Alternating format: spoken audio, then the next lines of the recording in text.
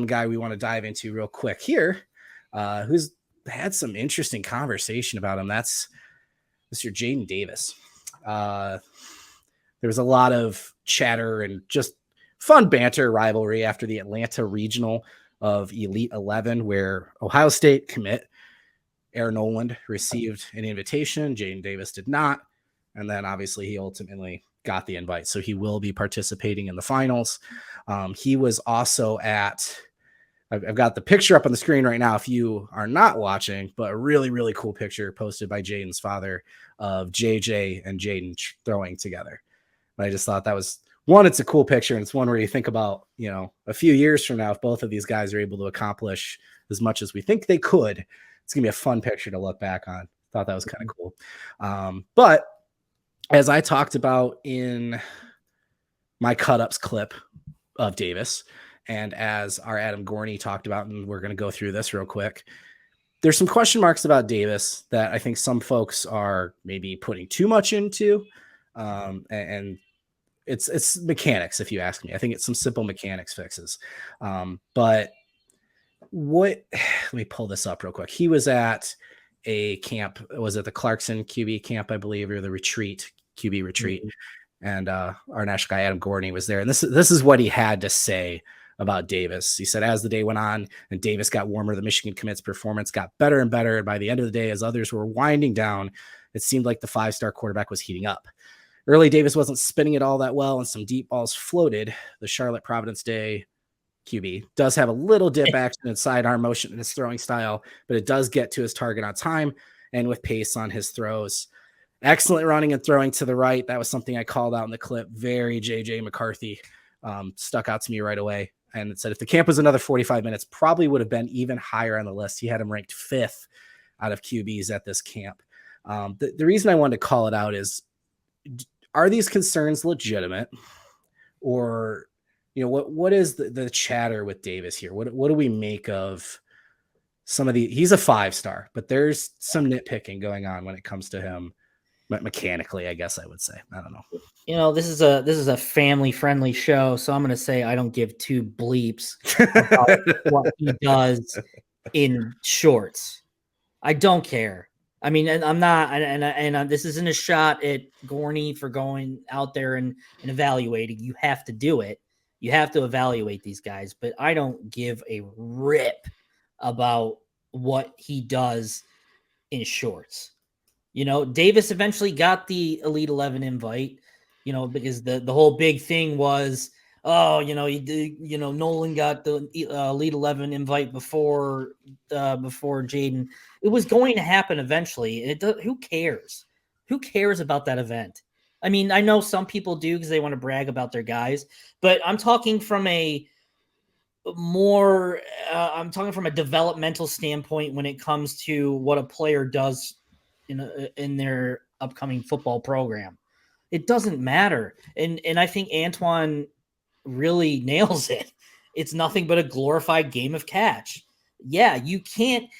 I mean, you can judge a quarterback with mechanics and how, a guy in shorts throws it to another guy in shorts. Okay, that's great. That's fine. But give me a situation where your quarterback is down by 5 in the fourth quarter with 2 minutes left.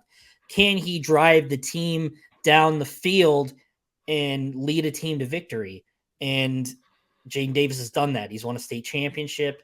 He's shown to have leadership capabilities. His teammates love him. His teammates want to follow him to Ann Arbor. And so I don't care about any of this camp stuff, what a guy looks like in an hour-long throwing session to guys in shorts. I don't care.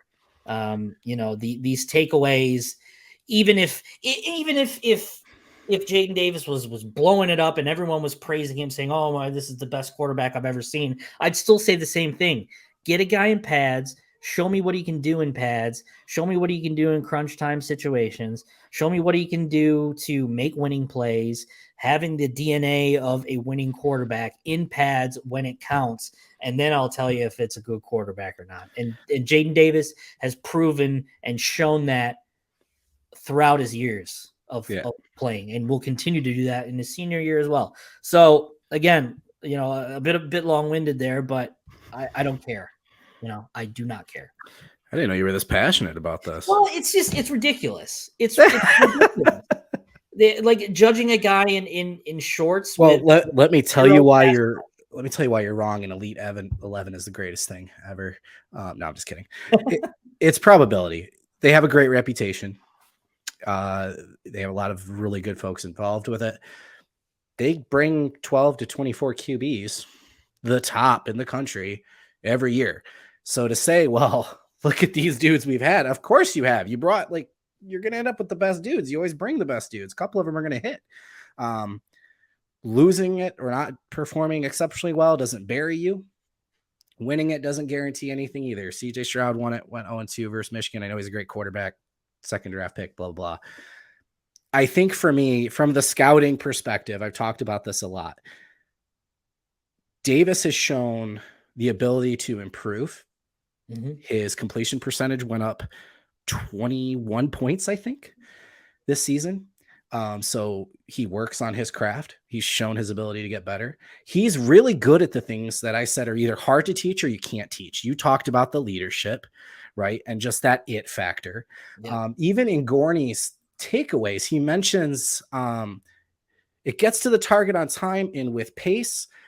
Watching his huddle highlights again in the cut-ups episode that I did, he's nailing corner throws in the end zone that we've been begging Michigan QBs to hit for years, right? He has the touch and the accuracy already.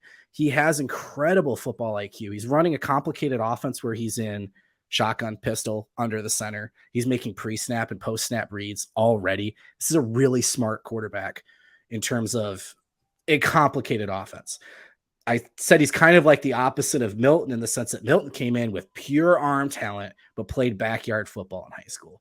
And we knew it was going to take time for him to come along. He's poised to potentially have a really good year now at Tennessee, right? Because now he's kind of got to that point. Yeah. The sidearm comment, that's a thing QBs are doing now.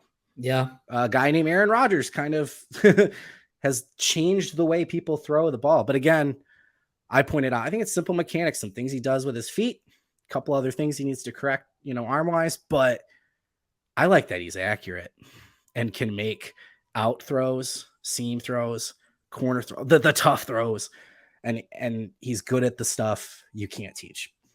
Yeah, right? 100%, so 100%. He's not perfect, and man, I don't know, height, weight, the way we look at these guys, we forget they're in high school now because some of these dudes are monsters.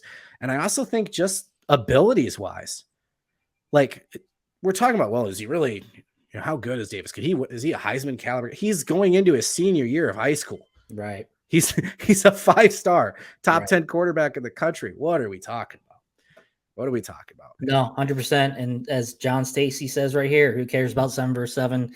Jadyn is a baller on the field, and that's all that matters. Can the guy win when it matters? Yeah. And shown that he has. So hopefully that those attributes, go over to Michigan, and now he's going to get coaching and get the bad habits removed out of his game. And once he has a more refined game with what Kirk Campbell and Jim Harbaugh are going to do with him, then a lot of these issues we're talking about are going to go, or not issues that we don't have, but issues that others have had, goes away and gets answered quickly. So, yeah, I mean, and again, I want to preface too that I'm not bagging on people who run the Elite 11s, the camps and stuff, because there are some good teachers there. I'm just bagging on more of the idea of scouting and holding weight. Well, and making a final conclusion. Right. Exactly. Like, having it so they have a purpose. These people know what they're doing. They're really good. Right.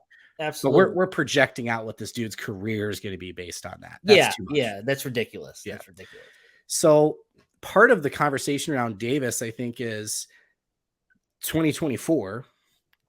If JJ McCarthy does not return to Michigan and does enter the NFL draft, there's been conversations Davis starting as a freshman in 2024. Yeah. Without digging too deep into that, I don't think he would. That just doesn't seem like a Harbaugh thing.